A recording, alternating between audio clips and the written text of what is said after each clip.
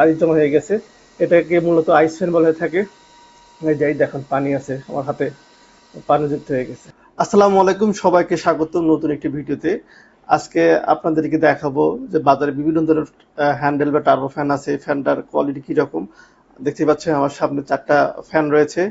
এই 4টা ফ্যান কোনটা কি ধরনের কোয়ালিটি সেটা আপনাকে দেখাবো। এখানে 4টা ফ্যান আছে, 2টা হলো ভালো কোয়ালিটির, এই 2টা বেস্ট কোয়ালিটি, আর 2টা হচ্ছে একদম মিডিয়াম কোয়ালিটি, আর এই 2টা হচ্ছে একদম ভালো কোয়ালিটি।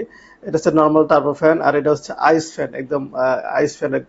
তো আমরা একটু আনবক্সিং করে দেখি আসলে কোনটা কি ধরনের প্রোডাক্ট।